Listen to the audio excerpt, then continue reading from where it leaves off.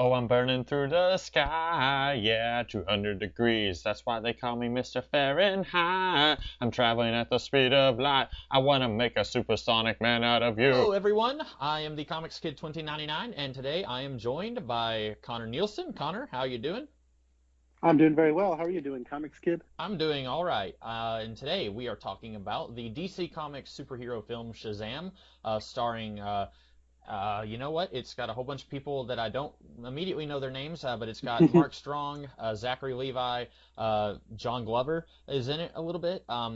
And this is based on the DC Comics superhero who used to be known as Captain Marvel. I guess the hero formerly known as Captain Marvel. Since the DC reboot, he's been known as Shazam in the comics. And Connor, you want to tell us a little bit about this movie? Yes, Shazam follows an orphan by the name of Billy Batson. He is 14 years old. He is trying to find his mother. He knows that his biological mother is out there, and he runs from foster home to foster home, and he gets put into one where he has several foster brothers and sisters. And then while he is with this new foster home, he uh, gets into a skirmish, and then it ends with him going to the Rock of Eternity, where the wizard Shazam imbues him with power. And when he says the word Shazam, he can turn into a superhero, an adult superhero played by Zachary Levi. And shenanigans ensue. He tries to learn how to be a superhero all while this is happening. Another person who went to the Rock of Eternity when they were a child, Thaddeus Savannah, is now an adult, and he has been getting powers of his own, and he is trying to get all the power of Shazam. So that's kind of what's happening here. It stars Zachary Levi, as you had mentioned. Archer Angel plays Billy Batson, and it has, yeah, as you said, Mark Strong, and a few others. So you just got home from the theater, Comics Kid. I've seen this movie twice now. What did you think of Shazam? No, this is the first time I saw it. Um, I said, oh yeah, I've seen it twice myself. Okay, Uh, yeah. I didn't like it as much as I hoped I would. I've been hearing a lot of people say it was really good, and I have a theory on that, but I know that I have very strict guidelines in my mind for what I want to be done with. I'm going to call him Captain Marvel just because the wizard's name is Shazam. So, to me, that's a really dumb thing to call the Billy Batson superhero persona. I think they should have called him something else whenever the New 52 started, like call him Captain Thunder or something. But anyway, I've got a very strict ideas about how I think that Captain Marvel and his world should be portrayed. And so I went into this with very high expectations that realistically were probably never going to be met, but also there are things that this movie does where I was just like, you didn't have to do that. So I had heard a lot of people say that it was really good, or at least they enjoyed it, but I didn't enjoy it as much as I would have liked. What about you? um, so I was really excited for this movie. You know me, I'm not a trailer guy. Usually when a trailer comes out, I'm like, it looks like a trailer for a movie. And but for whatever reason, the trailers for Shazam got me really excited for the movie. I wanted to watch the movie as soon as possible. So I went and saw this Thursday night, which is not something I usually do anymore. Hmm. And I really liked this movie a lot. And I know that this is based more on the Jeff Johns, Gary Frank, New 52 take on the Shazam property, which was originally published as backup stories in the New 52 Justice League. Hmm. And that was my easily my favorite thing about the New 52 Justice League. All while the villain's journey was happening and like the leading up to Trinity War and all that, there was the 8-page backup stories of Shazam, and that's why I got that series because I really liked those 8-page stories. And they collected it in a trade called Shazam Volume One, which has now been retitled Shazam Origins, Hmm. because now Jeff Johns like back in December started a new Shazam series with Dale Eaglesham as the artist, but I haven't read any of that yet. So I kind of figured they'd be going with that route since it was pretty popular with readers at the time in like 2012, I think is when that started. Um, but I really, really liked the movie a lot. I would say that it definitely has flaws, but this is the case of a movie being more than the sum of its parts. And I went and saw it again, and I liked it a little bit more. I saw it with my little brother, who was 14 years old himself, and the audience I was with both times was really into it, and I think that got me into it even more. And I could honestly say I would recommend this to just about anybody. which is Oh. not something I can say about hardly anything. So I really like this movie. Let's talk about it. Yeah, I hope that I don't come across as too much of a sourpuss in this podcast because like throughout the movie I just kept thinking to myself, man, I'm just not enjoying this. And I don't even know I think I saw a trailer when you know a few half a year ago. I remember the line where the Freddy said like, "Oh, you're a crippled foster kid. What you've got everything in life," or something like that. I remembered that line, but I didn't remember much about the trailer. And so I just wasn't excited about this. Like last week when I noticed, oh, this new Captain Marvel movie is coming out this week, I guess I'm gonna have to go and watch that. So it wasn't like I was like disappointed that this movie got made. I just wasn't excited about it. And I think sometimes that's just true, even for something that I should be more excited for. I'm just like, you know, like I guess I'll go watch this movie and see what it's about. Like Aquaman, I think I was a little bit more excited to see Aquaman than I was this. I wasn't just like, you know, fist pumping in the air or anything, but I think I went into Aquaman a little bit more excited and came out a little bit more excited. I mean, we can, you know, do like comparisons later, but what was something that you really liked about this that you maybe it surprised you or maybe it didn't surprise you? Maybe you were going in expecting something, but what was something about it you really liked? So this is a spoiler discussion. Yeah, We're I'm gonna glad go we into haven't. spoilers. uh, the trailers were real good. They didn't spoil anything. Um, the Shazam family reveal is one of like, in my mind, the all-time great comic book movie moments. It was so perfectly handled, and seeing Freddie Freeman fly, like, almost brought a tear to my eye. It filled my heart with so much joy, and I think it encapsulates that. Well, I think this movie, like, I think the first 20 minutes are honestly kind of rough of this movie, but once it gets going, it really does um, have a really good handle on characters before anything else, and they do a lot with a little. And so, just a little bit of things that the characters will do over time. You connect with those characters, and seeing the payoffs at the end was surprisingly emotional.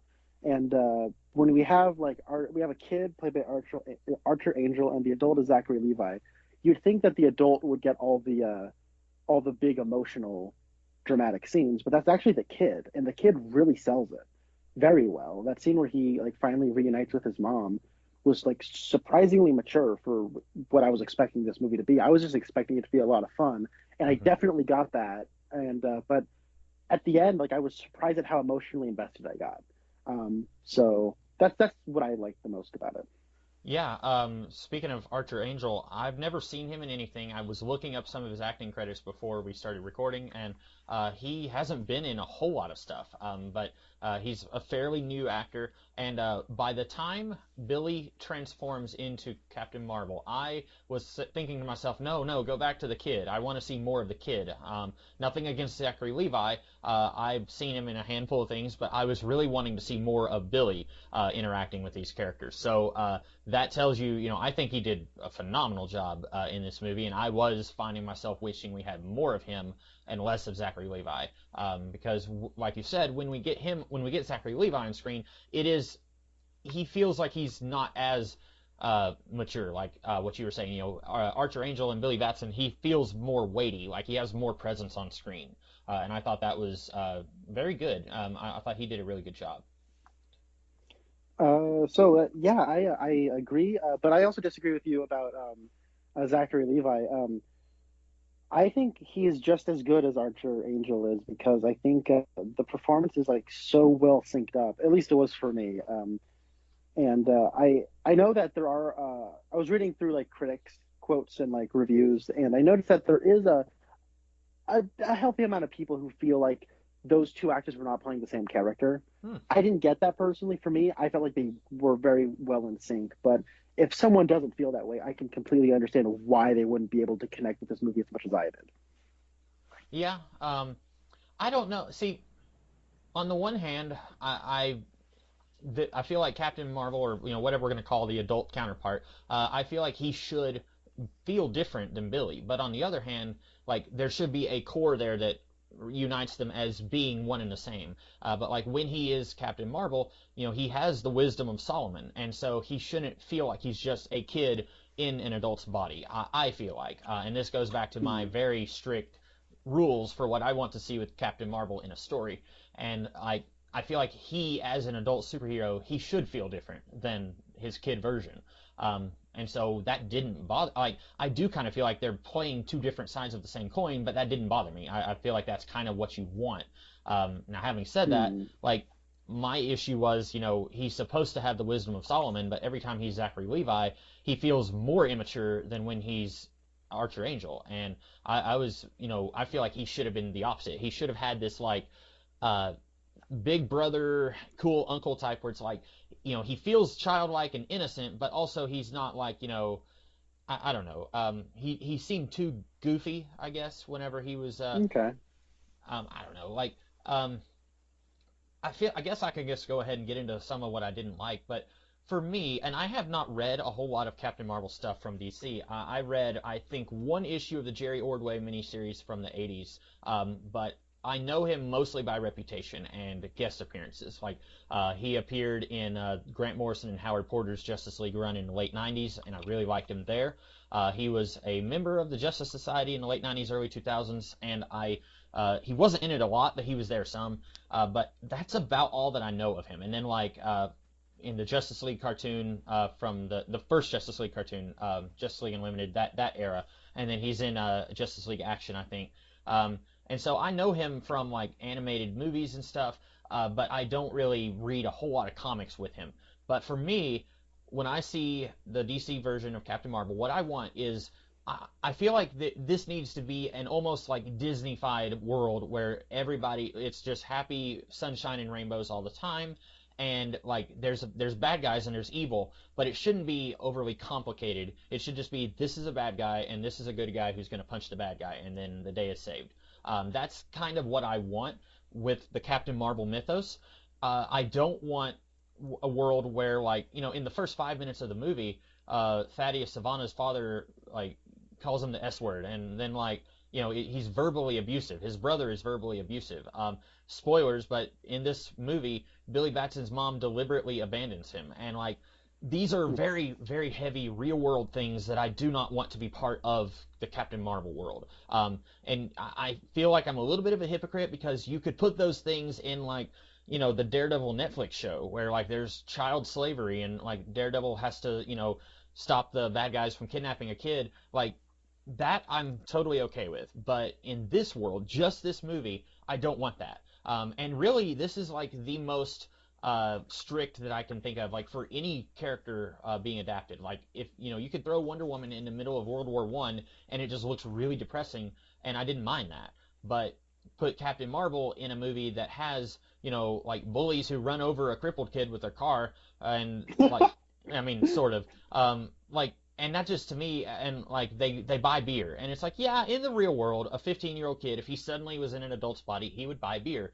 But I don't want Captain Marvel to be buying beer. I want him to be wholesome and, a symbol that a kid, like a 5-year-old kid, could say, that guy's awesome. And, like, if a 5-year-old kid goes and watches this movie, I don't want him to think, like, oh, it's okay to go buy beer under false pretenses. Like, yes, they spit it out and they say it tastes bad, but to me, all of that just rubbed me the wrong way. And I'm probably going to be the only person on the planet who thinks that. Because what I'm seeing, everyone else seems to be enjoying this movie a little bit more. Do you have any thoughts on me being an unrealistic bah humbug? Um, so I've read very little Shazam. I've read, and I'm talking that as like a title, right? Like, I've read Shazam issue number 1 million, or like Power of Shazam number 1 million, which drove me crazy. I hated that issue. Oh, And it was just, I thought that was horribly obnoxious. And then, like, it does, like, okay, this is a mini review of Shazam number 1 million, but it was like he goes on an adventure where all of the people he interacts with are completely unreasonable and, like, pompous and snooty and obnoxious, and it just really annoyed me and drove me crazy. And then, at least I think it was, I can't remember. I can't remember it very well. I just remember there was a bunch of people he was interacting with that really well, annoyed me. that issue got a 1 Um, out of 5 stars on Amazon, so you were not the only one who hated that issue. Really? Yeah. Okay, good. I mean, not good. Other people hated it, but I'm glad I'm not alone. Uh-huh. But and then I read the backup issues, the backup stories in Justice League by Jeff Johns and Gary Frank, which is pretty much verbatim what this is based on. So I don't think you would like that volume. Maybe you will, but you probably won't.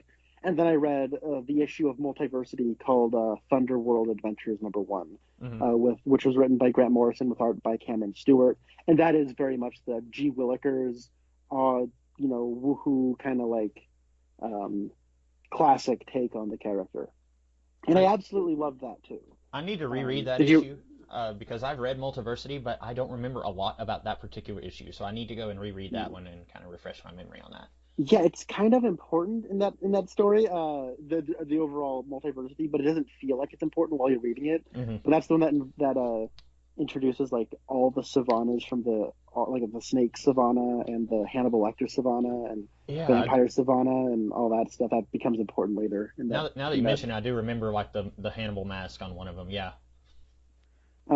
So and you know me, like I don't particularly mind if they do something different with the character. I like, for this movie is in the end, it does kind of have a wholesome message, Hmm. and it does have, I think, it is. It's not the Augie Willikers thing that maybe you would have liked, but I'm glad we got what we got because I think its message is uh, probably helpful to kids because they're not going the route where Captain Marvel is a moral paradigm for kids to look up to, and maybe in a world where Superman isn't that either, it's a bit of a shame that we don't have that. But um, it does kind of have the moral where it's like, look, you don't have to be perfect to be a hero, Hmm. and you can come and you can and a hero can come from anywhere. A hero can be like some like juvenile delinquent, and the villain can be a kid born with a lot of wealth and privilege, right? Hmm. Heroes and villains can come from anywhere, and so I kind of liked that angle with it, and I don't know, like I my introduction to Shazam, like as an actual like comic, was this version by Jeff Johns and Gary Frank.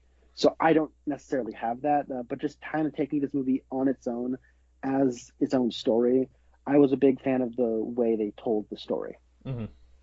And I have not read the Gary Frank, Jeff Johns thing. And I agree with you. I think this has you were talking about like a hero can come from, you don't have to be a perfect hero. I thought for a second you were going to say like, this has got a very strong moral about family, because Billy is looking for family. And I was thinking about how when we watched the Justice League movie and you didn't really like it, and I liked it a little bit more than you did, and like everyone in the Justice League has parent issues. Aquaman, he's mad at his mom. Flash is trying to get his dad out of prison. Well, now we got Shazam, who has mommy issues also, so he will fit right in with the Justice League in this world. But what I like about this is that this is going to tell kids, like, it may seem a little cliche, but it's going to tell kids family doesn't have to be blood related. By the end of the movie, Exactly, yeah. Billy learns that, and I'm happy to see that he learns that, and it feels like he earns that lesson. Like it doesn't just hit him at the end and like, oh, by the way, here's the moral. Like it does feel like he's kind of earned that. I think that getting to that point is a little bit of a bumpy road. We can maybe talk about that a little bit, but I don't think it feels too corny at the end. And corny is kind of what I No, like. That's what I wanted, but I don't think it's like too goofy in how it's sticks the landing.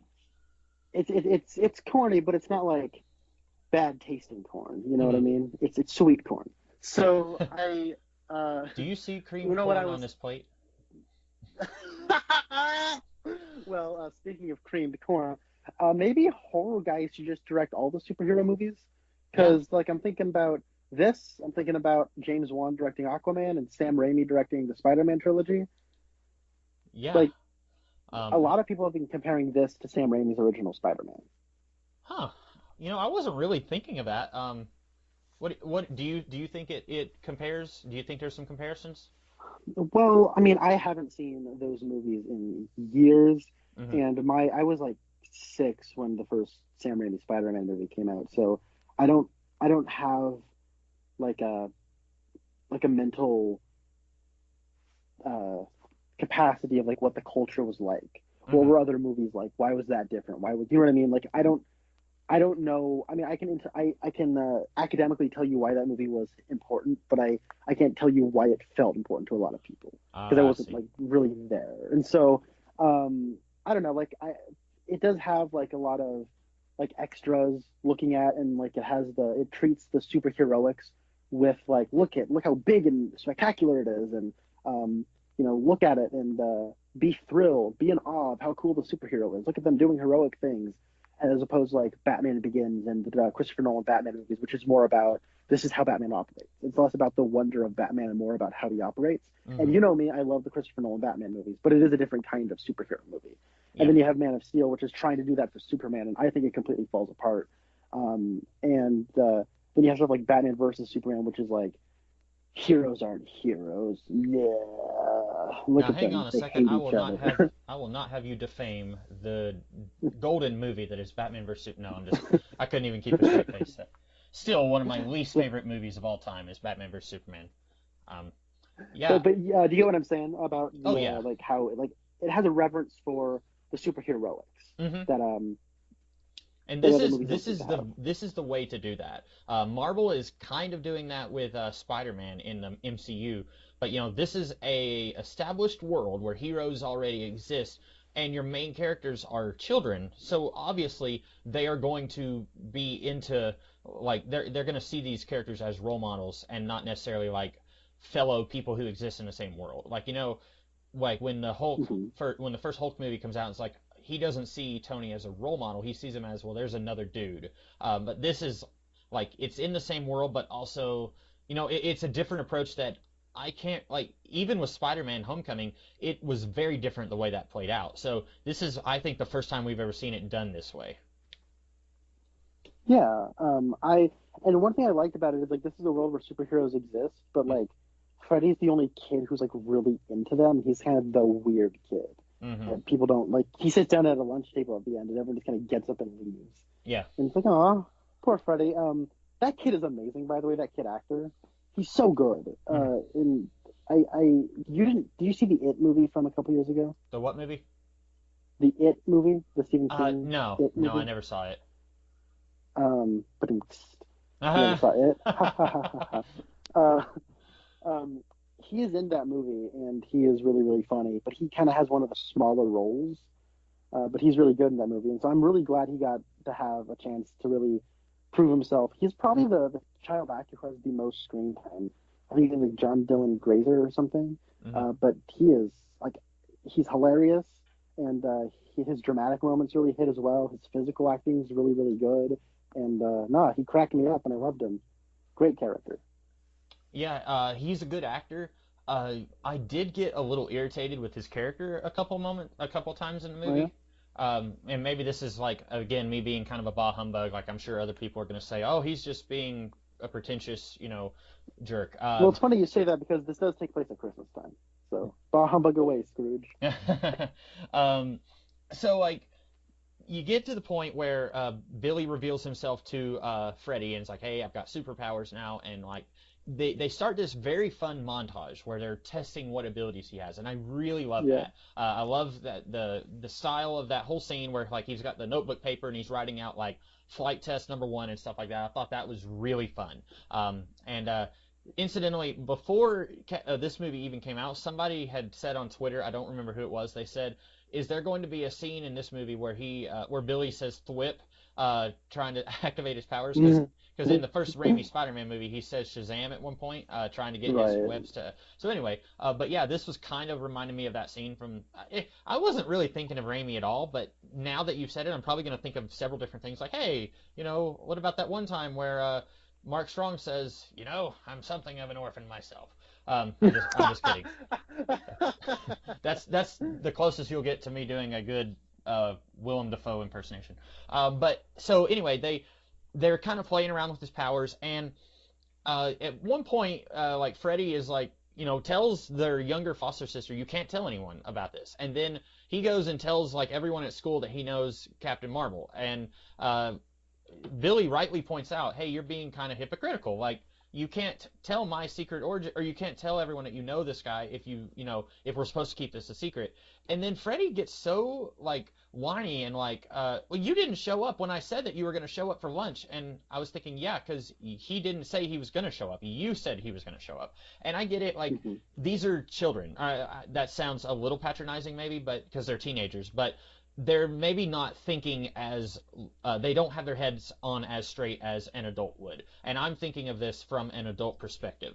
Like if a kid said that to me, if a kid just openly said that I was going to show up for lunch and then got mad at me when I didn't, that's what I would say. I would say, well, I didn't say that I would, you did. And so I feel like that's and then like Billy even says like, you are, I don't remember exactly how he says it, but he says like, you're jealous of this. And then Freddy has a good acting moment. That actor acts the crap out of that scene where he's kind of on the verge of crying and says like, look at me, I need attention because, like people ignore me basically. And like that scene is acted incredibly, but I kept thinking like, both of you need to grow up. Like, and I get it, like they're kids, so like they're not going to be mature, level-headed adults, but just throughout that whole chunk of the movie, like Freddy is accusing Billy of like, you have the power, but you don't have the responsibility. Like he even says like, you electrocuted that bus and almost killed everyone in it.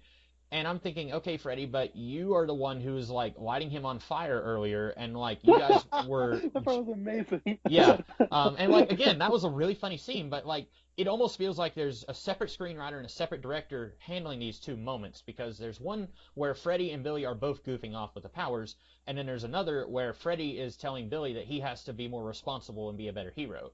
And I'm thinking, okay, but that's not what you guys were doing earlier in the movie. And well, I mean, I get what you're saying, but it is one of those things where he becomes more critical of his friend when his friend isn't including him in all that stuff.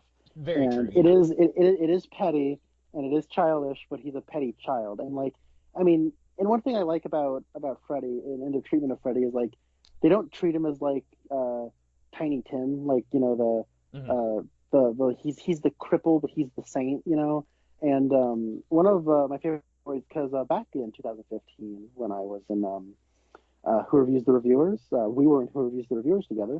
I went to go to a screening of the original Nightmare on Elm Street because I was doing a review of Wes Craven's New Nightmare at that time, and they had a Q&A with Robert Englund after the screening. And so someone asked him who his favorite, what his favorite kill was. And he said that his favorite kill was in the sixth one, I think, where he made a kid in a wheelchair's ears explode. And after he did that one, like a person, like a disabled person came up to him and said, hey, I really wanted to thank you for acting that scene where you killed a disabled person, because every time I go and see a movie or like read a book or watch a TV show or something, the disabled person's always like the know-it-all saint who gives wisdom to the other people. They can't just be another person. And so I think that Freddy is like kind of just the weird kid who likes superheroes like way too much, and he knows way too much about actual super. It's like that one kid who knows way too much about wrestling, And so when he's in on the joke, he's really into it. But then once he kind of gets pushed to the sidelines, then he becomes critical of it. And that's the way kids act, and that's the way I know I was probably definitely like that when I was his age. And and when he does become more critical of it, Billy and Freddy both have points, but they're both being juvenile about, like, they're both being petty about how they're arguing. And so I don't know. I have like 3 15-year-old younger siblings right now, and who I visit often. And I had a twin brother when I was that age, so I don't know. To me, that all felt really natural and definitely how kids act. And that's probably good. Because it's a situation where, like, darned if you do, darned if you don't. Like, you can either have these kids act very unreal, like, these are like teenagers, like most of them are in high school. Like, have them act like, well above their years, wise beyond their years, so to speak. And then you'll say, like, well, they don't feel like real children. They don't feel like real people. Or you could have them act like real people, like they do. Like you're saying that you are around that more than I am, and like have them act a little bit annoying because teenagers are. Sorry if you're a teenager.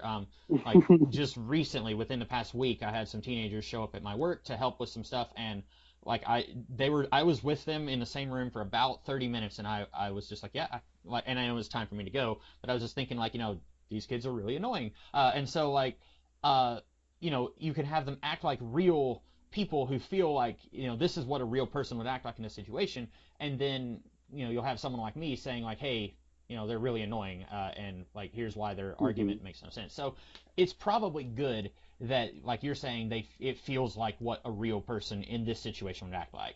And that's why, like, if I was a writer, I know I would struggle with writing someone who's of that age. Like, I would probably just avoid putting children in my stories because, like, I don't know how to write an 8-year-old. I was 8 at one time, but I don't know how to do it now. You know what I'm saying? So, like, and I don't want it to sound like Freddy was just, like, the worst thing about this movie because, like, he had some really funny lines.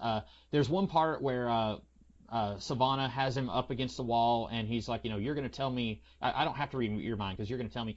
In that moment where he's like, my mind is blank, my mind is blank, I was thinking he kind of reminded me of Ray from Ghostbusters, the first Ghostbusters movie.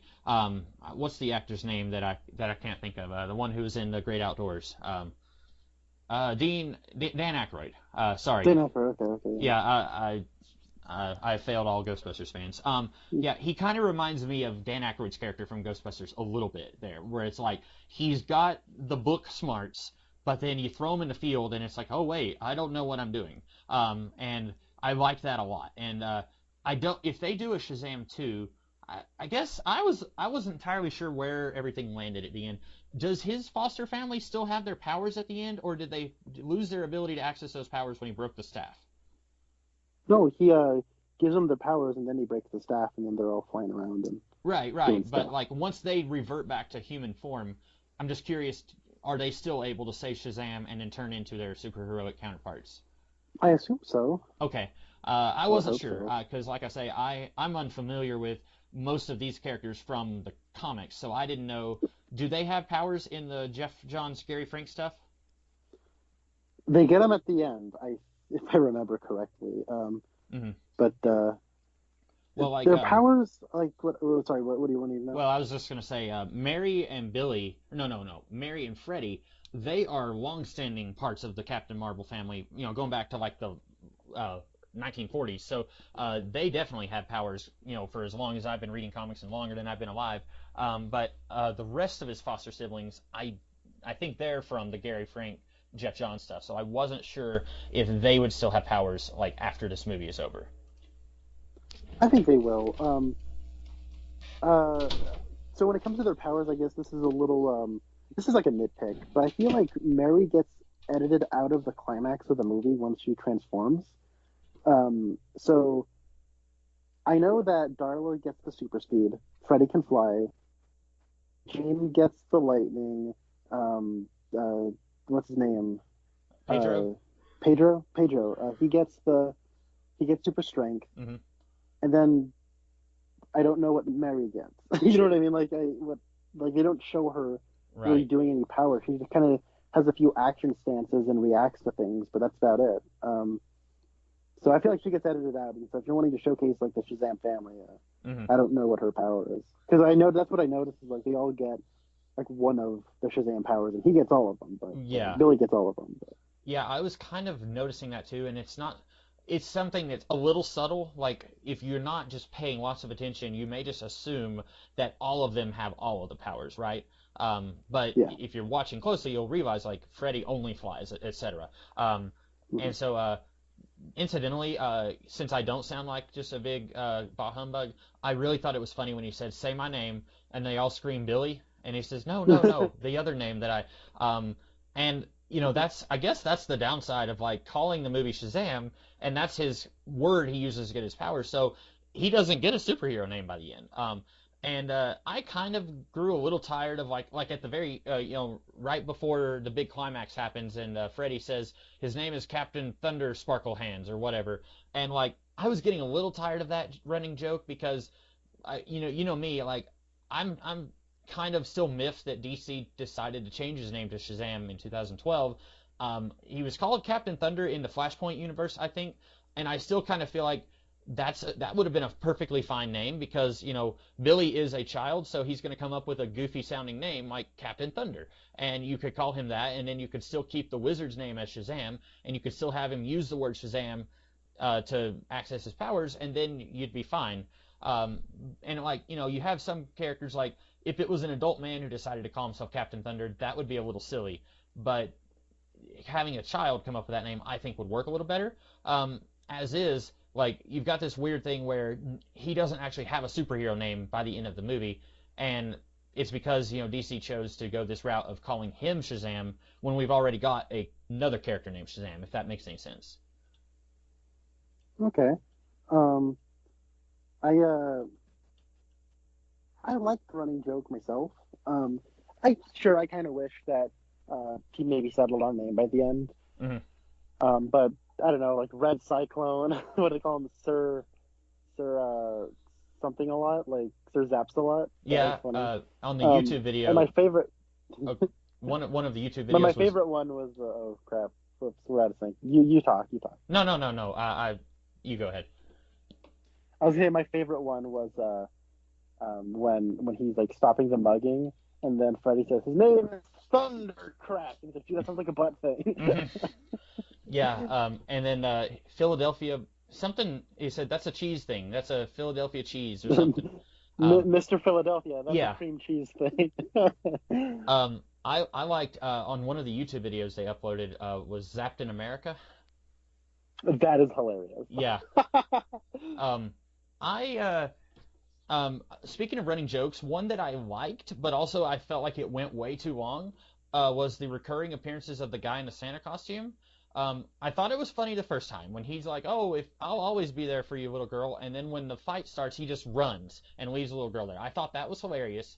But then we see him again like 12 hours later, like in the carnival, still wearing a Santa costume, and I didn't understand why this guy is still in uniform when he's no longer at the mall. He's no longer doing his Santa job. And then like we see him like 3 more times at the carnival, and like we see him again on the news, and he's like got a big potty mouth, and I thought that a couple of those moments worked. Like I really liked it when Darla in superhero form says, "I've been really good this year." I thought that was really funny. But then like there was a couple of other moments with the Santa guy where I was just thinking like, okay, this is running just a little too long. Like I like it as a running joke, but I think they could have cut it back a little bit. I get you. I'm trying to think of some other running jokes that I think that was really like the him trying to find his superhero name and then the Santa Claus thing were the only ones I can think of that come to mind right now. All right. I like the Santa thing. It was funny. It wasn't the funniest thing. I can understand why it might have annoyed you as it kept on going. Mm-hmm. I don't know. There was just I thought that a lot of the humor really, really works, and there's a lot of payoffs as it goes along.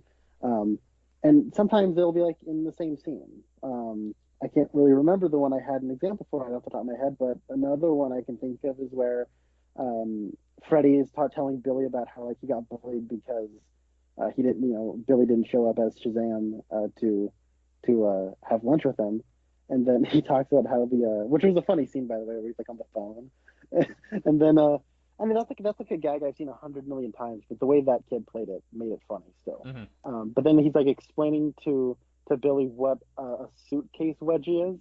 Yeah. And I thought that was really funny. And then later when Freddy goes and rescues the bullies off the Ferris wheel, they're like, wait, is he giving us suitcase wedgies? Mm-hmm. And he like flies by the screen and he's like giving them wedgies. And hey, that was a funny payoff. Yeah. And that's like explaining that out loud. If that wasn't like a Deadpool movie, I would have like rolled my eyes and been like, of course. But like in this movie, it's like fun little payoffs during the climax. And yeah, I don't know. I like that stuff quite a bit. Yeah, I thought I was just waiting for like Captain Philadelphia Man to go and rescue the 2 bullies and be like, by the way, I am friends with Freddy or something like that. I didn't know. I knew that moment was coming. I just wasn't sure when. And of course, it comes as it wasn't a post-credit scene. It was right before the credits. But it's right before the credits. What did you think of that? The like it's clearly not Henry Cavill, but it's Superman from the neck down. What did you think of that? How that work for you? I thought that was freaking hilarious. Like the whole like situation with like Henry Cavill and Superman, and he was Superman, and then he grew a mustache and still had to be Superman, so they erased it with the and that whole shenanigans. And he says he's not playing Superman anymore. So when like Superman stepped out, I'm like, oh my god, did they get Henry Cavill? And it's just from the neck down. Like I thought that was hilarious. So maybe that's like it's me laughing about something from outside the movie, more as like just like what is happening behind the scenes. I don't really know, but them just doing that little gag, it made me laugh. I thought it was funny, but a lot of people kind of think it's lame. So if you guys think it's lame, I get it, but I thought it was really funny. I was pretty neutral on it. As soon as I saw Superman's chest as he's starting to walk in, I instantly knew, like, there's no way that they got Henry Cavill to show up for a 10-second cameo, and then, like, he doesn't, like, you never see his face. Like, I don't know, like, this is where, like, having a shared universe can be kind of problematic because, like, it was a big deal in The Incredible Hulk whenever we see Robert Downey Jr. show up for all of 1 minute of screen time. Like, that was a huge deal for me because I was thinking, like, wow, like, how much did they pay him to show up for that much, filming or whatever? And then you have something like this where they want it to have the same effect, but then they're not able to bring in Henry Cavill. And I was thinking to myself, like, what if they had gotten Gal Gadot as Wonder Woman? Like, what if she showed up and, like, was, hey, I've brought a friend of mine. I mean, I guess technically Freddy is only a fanboy of Superman and Batman that we see, and then later he talks about Aquaman too, and he has an Aquaman shirt earlier in the movie. But like, he he has a couple Wonder Woman shirts throughout the movie. Oh, did he? I noticed the Aquaman shirts in the movie. I did not notice Wonder Woman shirts. But so yeah, that would have been cool. And because I was reading on the trivia, and apparently the only reason they didn't show Superman's face is because Henry Cavill was filming Mission Impossible Fallout, and I don't know what. What? That movie is the gift that keeps on giving or taking away from DC. Like, Yeah, it's just so funny to me. I really hope. I have not seen a Mission Impossible movie since the first one, and even that one I don't think I saw all of. But I really hope that his character shows up in the next Mission Impossible movie, and they have to do other creative, like, Superman has like a bandana wrapped around his face like a bank robber throughout like his fight with Doomsday or something, and like he still has the mustache under it. I would love that. But yeah, like I don't know what Gal Gadot's filming history has been like over the last year, but like it would have been cool to see her show up. Like she's a magical superhero kind of, so like that there's a connection there that you could build with Billy in future movies maybe. And this is my extremely nitpicky brain at work. I was wondering how did Billy meet Superman? Like I just want to know like how these two crossed paths, but that might be who knows. That's not really important. I really loved the closing credits animation, where that was great. like it's like a notebook paper and it's a little goofy looking cartoon where Billy is arm wrestling Superman and he's asking Wonder Woman to prom and stuff. I really loved that. And I think if they had done something like that at the beginning of the movie, it would have set the tone a little better, maybe, and I would have been more like, yeah, let's do this. I would have been a lot more excited going into the movie if we had seen something like that at the beginning. I don't know. And like, it's funny you say that because that's how the Spider-Man Homecoming ends with the Clash playing a song, or sorry, a song by the Ramones, like notebook paper animation. It's kind of funny. And I wonder how much of this movie was finished by the time Homecoming came out, because that was almost a year ago, wasn't it? Spider-Man Homecoming? No, it's almost 2 years ago. Oh wow, yeah. So like they would have known. Like sometimes something like this happens, and you're thinking like, hey, this is really coincidental, but like they had to have known. But that's okay. I still like the way it works here. I do too. Let's talk about. Well, you're talking about the beginning of it. Oh, sorry. What were you gonna say? No, you go ahead. Take us in a direction. Well, I was saying you're talking about like maybe that would have gotten you more in the mood if that was if something like that was at the beginning. Well, let's talk about the beginning because I think it's the worst part of the movie. I think the first 20 minutes are kind of rough. What did you think? Well, the first 20 we minutes. have a roughly five-ish, seven-ish minutes of Dr. Savannah's origin story, and I thought that went way too long. I think we could have cut that in half and still gotten the same desired effect. Like where, we get it. He had a rough life. His dad didn't like him for whatever reason. Like, it just kept going. And then, like, the dad's yelling at him, and then there's a car accident, and then it's like, and I'm just, like, looking at my watch like, when are we going to get to, this fun superhero stuff? And then, like, when we get to the present day and we get to see Billy looking for his mom, which, by the way, that's really rough. Like, I was saying earlier, like, I want Captain Marvel to exist in a world of like rainbows and sunshine. Like, even if you're okay with him being in more of a realistic world, like, I was still thinking, like, man, that's a gut punch right there. Like, when we find out that his mom like deliberately didn't look for him, like, I was just really like, I don't want any kid to see that. Like, I was just really kind of devastated to that. But he's I feel like that we're having to set up a lot of stuff in the first, little bit of the movie. And I think Mhm. maybe part of the problem is there's not quite as much plot to this movie. When you sit down and look at it, like a huge chunk of this movie is Billy goofing off with his superpowers in the middle third. Him and Freddy kind of, they're filming the videos and stuff, and then Billy goes and he's like shooting lightning from his hands and stuff. Like, there's a huge chunk of the movie that has nothing to do with the whole plot of Dr. Savannah. And I think, the first third, you're having to set up that Billy was abandoned, or well, at the time we don't know it. We just know he got separated from his mom, but that he's looking for his mom still. And then he's been running from different orphanage to, not orphanage, but foster family to foster family. And then we have to set up a lot of stuff in kind of a relatively short amount of time. And this is where I was thinking about, like, you have the Marvel Netflix model where you have 13 hours to do a story that, 15 years ago they would have tried to have done that in a movie and it would have felt rushed. And with, like, especially the first season of Daredevil was my favorite of the Marvel Netflix stuff. But I was wondering about this as we were talking, and I was thinking about how, like, some of the Foster family gets more to do. Like, Freddy gets a lot of screen time. Mary doesn't get that much screen time. Even outside of that final fight scene, the only scene she really gets to shine is when she comes out of and with the letter of admission, and she's kind of sad and she doesn't know what to do. And I was wondering to myself, like, there would have to be a lot more plot, but wouldn't it be great if this was like a link, like a mini series or something, kind of like what the Marvel Netflix stuff is? Maybe not a 13-hour thing, but something like that, where we could get to see Billy interact with his foster siblings a little bit more, because I don't really get much of a sense that he and Mary have much of a relationship, a brother-sister relationship, before that scene where he's telling her, like, Gandhi or Yoda said this thing, which that was kind of funny. I did like that scene. But I was thinking, it'd be great if we had more of that. And then you wouldn't feel like, you could really take your time in setting up the status quo. Because as is, it's about a 2-hour movie, and you have to set up, he's an orphan, and he's running away all the time. He's looking for his parents, and he's looking for family, and he has family here, but he doesn't really feel like they're his family. You're having to set all that stuff up, and you're also having to set up Dr. Savannah's origin story and what he's up to. And then the middle third of the movie, that's where some of the funniest stuff is, but it feels like it's almost filler. And then we get a big fight scene for the last third of the movie. So I don't know, like, do you think there's a better way they could have handled that?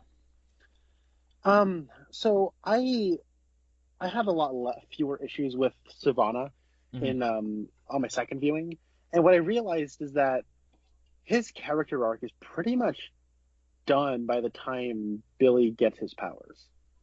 And so, um, and I think that kind of is like I'm thinking of Age of Ultron, which is a movie I do really, really like, but we constantly have this like Ultron B plot, and it's like we know Ultron's up to something, but we don't really know what it is yet.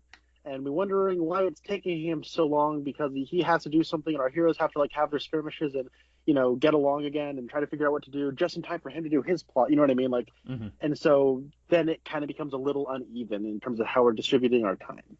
And because Savannah's story is kind of his character arc's already done when he kills his dad and like throws the guy out of building and stuff. Like Yeah. that whole boardroom scene is kind of the end of his character arc. And so from then on, it's just like the seven sins, like controlling him to get the power of Shazam. And so I didn't have as many issues with that, in terms of like what's Savannah up to. So I'm perfectly fine with that. But when it comes to like the beginning of the movie, I just thought the rhythm was off, and so you're talking about the opening scene. Like I actually quite enjoyed that. I liked how it took its time and like developing how going to the Rock of Eternity and that whole experience and what that's like, because then it sets up Savannah, you know, interrogating and like having a doctor question a bunch of people and like kind of covering it up as like mass hysteria and all that sort of stuff. Hmm. Um, that's all fine and good. And Mark Strong's a great actor. Um, and all that. That's all fine and good, but my issues start to arise when it's like, okay, then we get scene where Billy is pretending to be Billy Batson from the early like Golden Age comics, where he's like, "Oh, gee, it's the boys in blue, thank Mm-hmm. you," and then he tricks them into going into the back, and then he like steals the cops' lunch and tries to find, it's like trying to get you into the mood of like, okay, this is Billy Batson, Mm-hmm.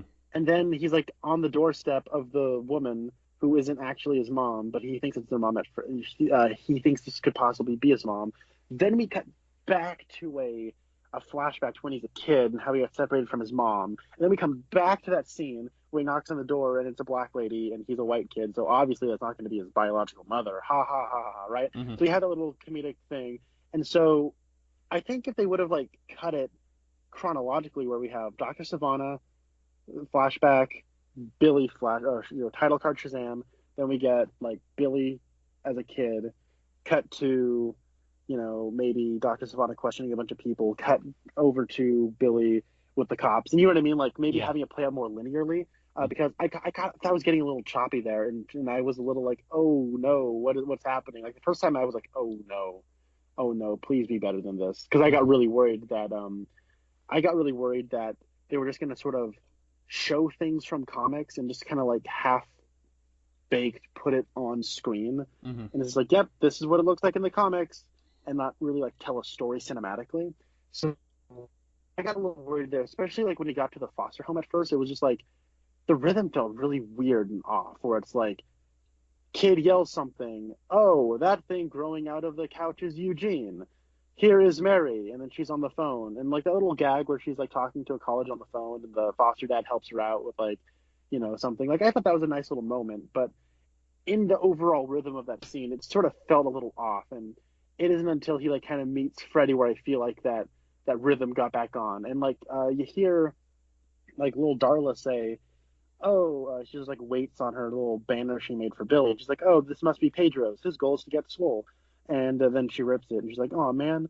Well, like that line introduces Pedro, and like there's so much information hitting you at once that you're like, "What? Who's Pedro? What? Huh?" And then like 2 minutes later, they're going up the stairs, and she's like, "Oh, hey, this is Pedro. Say hi." And he just kind of like kind of nods and walks back down the stairs. Like, "Oh, he's like that with everybody. Don't take it for like." And like when you're watching it for the first time, you don't register that that's the guy who has the weights. You know what I mean? And so Mm-hmm. it's like it's so much information kind of hitting you at once. And like I really like the actors who play the Foster, but like, they're kind of introducing that of exposition where it's just so much happening that it's almost hard to keep track of it all. And like their line deliveries are fine if you cut the scene, I think, a little differently. But the way it kind of plays out, I almost feel like everybody's line delivery feels a little off. But then once Billy gets his powers, I feel like the ball gets rolling and it really hits a stride and it really finds its identity and it just like never lets up.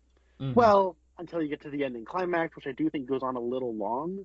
I had less issue with that the second time I watched it, but I figured out what I didn't like about the climax. But going back to the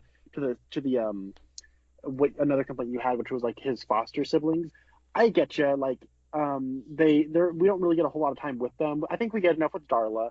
I think we get enough with Freddy. Mary's a little underdeveloped. Yeah, I mean, I know how big of a Mary Marvel is a character who's like the third most important character in the Shazam comics, right?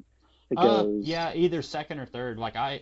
From where I'm standing, I feel like she's more important than Freddy, because like she was there in the mid 2000s. There was this kind of sort of revival of the comedy Justice League, like Booster Gold, Blue Beetle, Fire and Ice, that whole group, and she was part of that revival. And so like just from where I'm standing, I feel like it's Captain Mary Freddy. Like that's how like Mary Screwkill, Captain Mary Freddy. Anyway. But then also Tawny is in there as well, but we get reference to Tawny with like a stuffed tiger. Yeah. But anyways, but like we get a whole lot with any of them, but like in terms of like cinematic storytelling, there's enough we get with Eugene playing video games. There's enough we get with Darla keeping the secret. We get plenty with Freddy, but I feel like Pedro is really underdeveloped. And I feel like there's like maybe you could just throw in like one or two things about him, but his whole thing is that he's kind of quiet. Mm-hmm. And so like maybe just deliver lines when he's kind of quiet. so that when he says "kick his butt, Billy," like that's a moment where you're like, "Oh yeah, Pedro was really rooting for Billy." You know what I mean? Like Hmm. I want to feel that a little bit more. So yeah, I think they do enough with what they can, but I feel like the after the first 20 minutes or so, the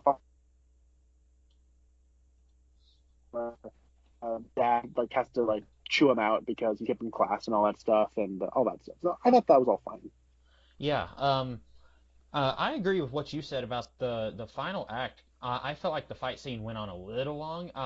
It was reminding me a little bit of the first time I went and watched Man of Steel when I saw it in theaters. Now Man of Steel, the big thing everyone has a problem with that is how much murder there is. Like, not just Superman snapping General Zod's neck, but like he and all the Kryptonian army, they're keeping the fight in the city of Metropolis when there's like hundreds of billions of miles of cornfields that they could be fighting in, but it's like they're knocking buildings on each other in the city, and like Superman at the very least should be trying to get the fight out of the city. So this didn't remind me of that. But when I was first watching that movie, the big thing I was thinking of was, wow, this is a big 30-minute fight scene. And of course, I think that was in reaction to Superman Returns, which had almost no action at all. But I think this felt a little like that, not in the sense like fortunately we don't have a whole lot of like Billy picking up a skyscraper to like hit Savannah or something like that and like billions of people die. We don't have anything like that, but it does. I felt like it went on a little long, and I think it could have been trimmed, and maybe they were trying to trim it down. Maybe that's why Mary kind of gets lost in the shuffle there in the fight scene where we don't know what she's up to, because maybe they were like, hey, here's a 45-minute fight scene, you need to trim it down a little bit. I don't know, but that could be something. Yeah, and on a second viewing, kind of knowing it's a little bit longer, it was a little easier to digest. But I feel like I kind of was able to like pinpoint what the problem was. It's really choppy at the beginning of the fight scene, Hmm. where it's like they had like four ideas for like cool action pose that Shazam does, and they're like they wanted to do all of them. So it's like you have him going like Shazam for the first time, where he's like walking out. He's like, hey, if you know, you got to stand up for your family or something. And there's like kid and he's like walking up and he goes Shazam, and keeps walking, but it's like now he's a big guy. So there's that bit, and then there's the part where he's like, oh wow, look at guys, he has laser eyes. Too bad his aim sucks balls. And then like Wrath comes out and throws him into like the air dart stand, and Hmm. he like has that heroic moment where he like finds a little girl, gives her the tiger, and is like, hey, it's gonna be okay. And then he jumps out and he has this really cool like big superhero moment where it's like low angle looking up at him, and then like he does this big cool like motion where he's gonna fly through the demon and then knock him down, but then the demon turns into smoke, and then gets him in a hold, and then he goes Shazam, turns into a kid, runs across some ice, and the demon smashes the ice, and then he falls into the water, and then Savannah's like holding him underneath the water, and then Mary does a thing to distract him, and then he goes Shazam, and then all of a sudden like there's like all this like mist everywhere, and you see the lightning bolt in the mist. There's this really cool shot, but it kind of it's diminished by having that cool shot like 2 minutes earlier, and it also diminishes that cool shot from 2 minutes earlier. So it's like go with one or the other. You know what I mean? And Hmm. so that's sort of where I was, and it kind of goes like that for a little bit, where it kind of gets a little choppy.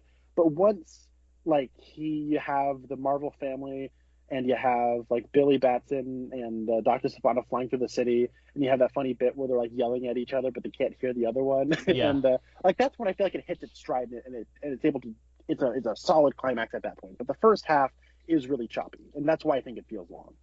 Yeah, and I think you're better at picking up on that kind of thing than I am, because you're more of a student of filmmaking, whereas I'm usually not to say that you're not paying attention to this, but I'm usually paying attention to like this story doesn't work for these reasons, but you're more about like tone and like shot composition and stuff. Am I right in saying that? Mm-hmm. Yeah, so Yeah, sure. that's something I probably would notice a few more viewings down the line, though. I wanted to say something about Dr. Savannah that I forgot. You said that people were comparing this to the Sam Raimi Spider-Man. You're very correct about Dr. Savannah. Like, he gets everything that he wants when he kills his brother and his father. And then it's like the screenwriters realize that, and so they said, they have the demons say, "Oh, by the way, there's a new chosen one. You want his powers too." It's like, okie dokie. And it's like we have to give him a new character motivation like a third of the way into the movie. It's kind of the same with the first Spider-Man movie, where Green Goblin kills the board of directors that was trying to screw him over on his company, and then we have to create a new reason for him to be the evil Green Goblin. And so like it is very similar. Like the more we talk about that, the more I'm going to be like, oh yeah, this is kind of like that. Um, I did like that John Glover was in here. I was not 100% sure that that was him, but I was thinking like it sounds like him, and because the first scene we see him, it's kind of dark, and every time I'd try and get a look at him, it would cut back to the kid, and I was like, I don't know if that's him or not. But Smallville was a horrible, horrible thing, but I liked John Glover. I thought he was really good in that, and so and also Batman and Robin, he was in that also. So all sorts of DC Comics connections that we got, and the Riddler and Batman the Animated Series. Yeah, I was gonna.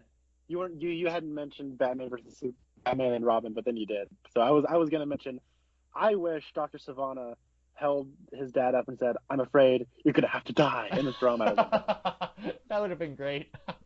I think I might have just gotten up and just did a standing ovation if he had done that.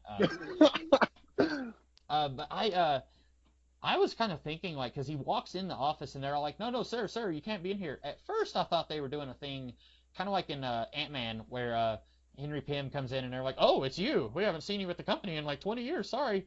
I thought they were going to do a thing like that.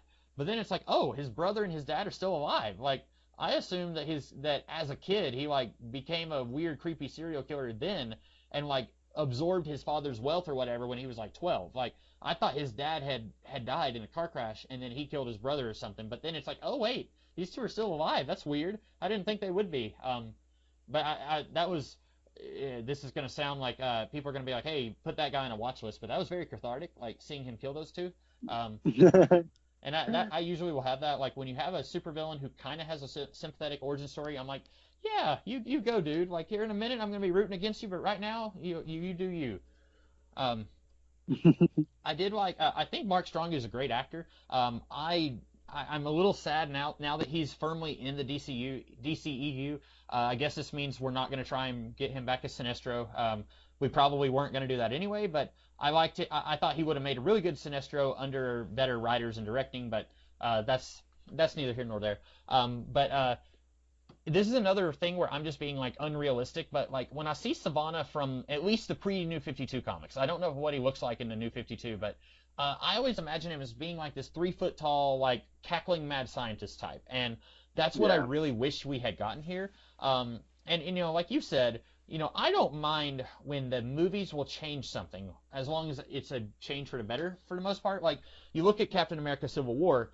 And Zemo is entirely different in that movie than he is in the comics. And I don't mind, because I think that's one of the best superhero movies that I've ever seen. So I don't mind that they completely altered Zemo's character and his motivations in that movie. They kind of alter... I don't really know what Savannah is about in the comics beyond just being a weird, cackling, mad scientist guy. I don't know what he wants. I just know that when I think of a little 3-foot-tall, cackling, mad scientist guy, I don't think of Mark Strong, who, I still think of as like a strong, rugged, handsome-looking dude, even though he's pretty much done nothing but play villainous roles for like the last 10 years. But except for Kingsman, he's a good guy in Kingsman. Oh, okay. I haven't seen Kingsman. Oh man, okay. I feel like I just spoiler, because what's cool about the Kingsman movies is like Mark Strong's in it, and you're like, Michael Caine says, there was a traitor in our midst, and you're like, oh, well, obviously it's Mark Strong, it's a bad guy, and the big twist is, it's Michael Caine, and you're like, what? Yeah, I actually, I think I could borrow that from my parents. I think they have it, I just haven't watched it. But yeah, what's weird about Mark Strong is my mom is a big fan of Pride and Prejudice and Emma and Sense and Sensibility, like the Jane Austen, Jane Eyre, like those types of novels, like the Victorian society novels, I guess. And Mark Strong was in the Kate Beckinsale Emma movie from like the early to mid 90s. And so like for years, that was what I knew him as, was Mr. Knightley from Emma. And then like he shows up in, what was the first, he did something, it might have been Robin Hood with Russell Crowe, or it might have been the Sherlock Holmes movie the Guy Ritchie did. It was Yes, he was the bad guy in that movie. Yeah, I just don't remember which was first, but whatever his first like big, I'm playing a big over the top villain. I remember seeing him and thinking, "Wow, it's Mr. Knightley from Emma," and nobody knows what I'm talking about when I say that. And now it's like that's all he does is villain roles, and except for in The Kingsman. But it seems like it's working for him. Like he's been acting for most of my life, and people only really knew who he was like over the last 10 years or so. So like I'm glad his career is going in this direction, and apparently he really was excited to play Dr. Savannah because he likes playing these evil, evil characters who enjoy being evil.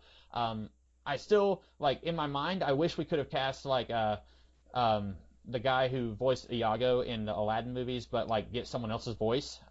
Like get someone who's like short and like evil looking like Steve Buscemi, but like not Danny DeVito. yeah, get someone like that. Like I don't know, like it's hard. I almost wish we could just take that character from the comics and just bring him to life. Like get someone who like looks exactly like that. But it's the problem because there's not a human being who looks like that.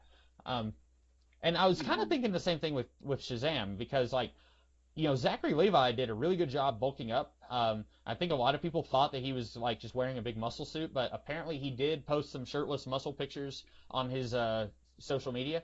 But I was still watching this thinking like he's not quite bulky enough. Like, and I'm obviously a scrawny, no muscles at all in my body, so like I have no room to talk. But when I look at Captain Marvel from like the Justice League cartoon, where he looks like he's the width of like 3 different me's, like I'm like, yeah, that's what I think Captain Marvel should look like. And then I look at this and it's like, oh, he did the best he could, but he's not quite what I imagine Captain Marvel looking like. Again, I'm just being unrealistic here. Right. So, Well, one thing I actually really like the costume, and I know that was like one of those things that some people were uh when they saw it, like, oh, you got to be kidding me. But what I like about the costume is that like it does look like a padded suit. Like it looks kind of ridiculous, but I like that because um, it looks like a kid wearing a stuffed muscle suit. And so mhm. while you're watching it, you kind of have, visually speaking, kind of in the back of your head, like, oh, it's a person who is like, you know what I'm saying? Like it's, Mhm. I feel like I'm not explaining myself, but you are kind of aware while you're watching that you're not seeing a person who is authentic. It's a kid stuffed, like whatever. You get what I'm saying. Yeah, yeah.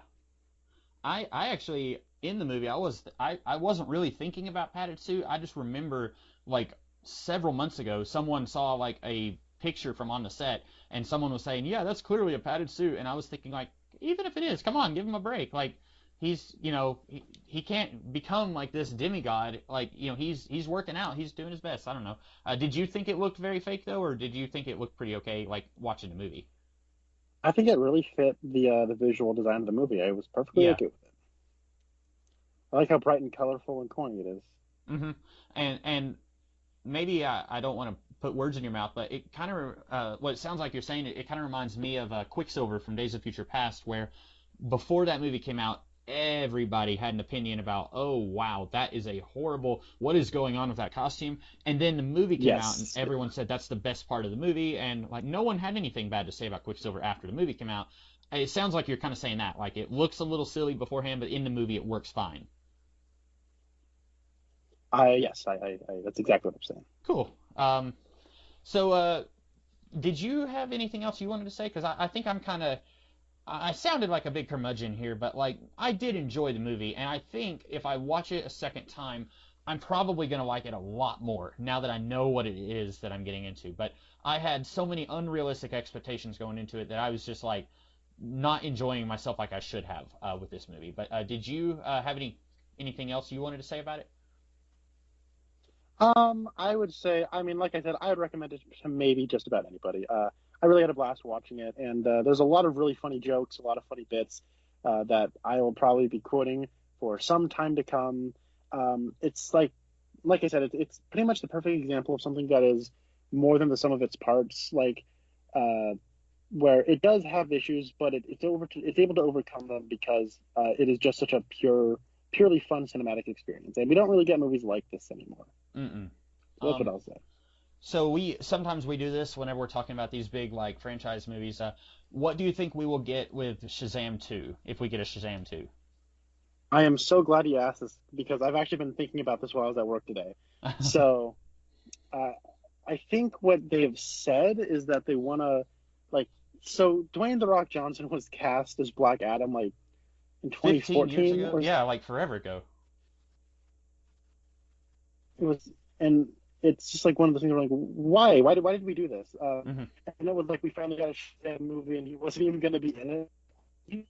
Like, why did we even like? And so, um, I think we're fine. They said, okay, he's going to get his own stuff movie. Like that's what they said about it, and Hmm. before this one even came out, and so and but he's going to be in the second one, and in the second one with the Shazam fight, uh, Superman, and that's what we were told. And so I'm like, yeah, whatever, I don't care. But I think in the second one we're going to get Black Adam. I think Mr. Mind and Dr. Savannah will return in the third one. But in the second one, we're going to be focusing on Black Adam. And I think that it's going to be about letting go. You know, you're part of a family. Sometimes you have to let people go.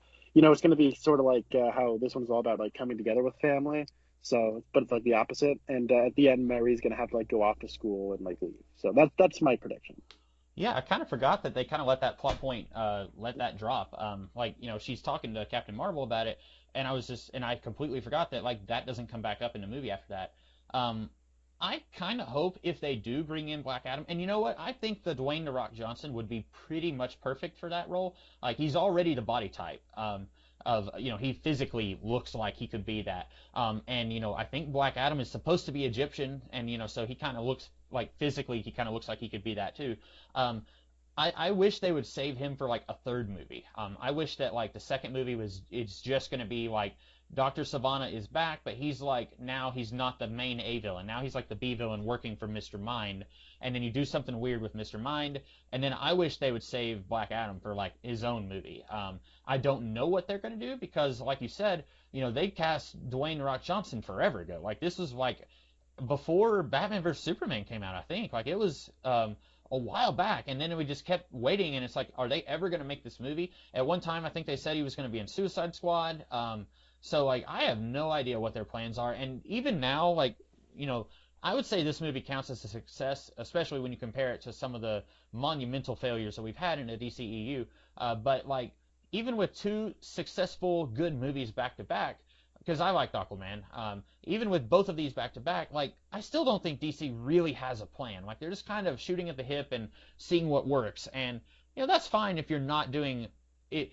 A shared universe, by definition, you have to have a plan, and they're trying to have their cake and eat it too. I still don't think they really know what they're doing. Like I think if this movie does gangbusters, then they're gonna immediately say like Shazam 2 is coming in 2021. Just like fast track a sequel immediately. But like I don't think that I still don't know if Dwayne The Rock Johnson's ever going to be in these movies. If he's, I don't know. So if Well, it's they, actually funny you had mentioned that because from what I understand, they are fast tracking a sequel, and it's actually because of the kids.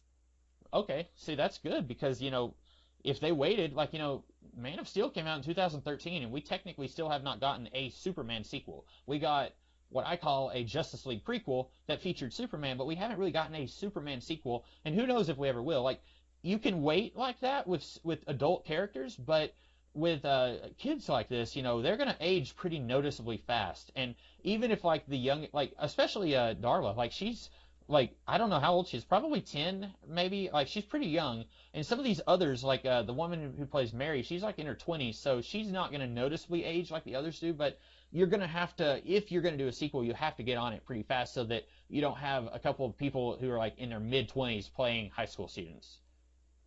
Yeah, I think the actress who plays Mary is like eight. Her character is 18, but I think she's like 22. Yeah. Um, And because I remember what's that?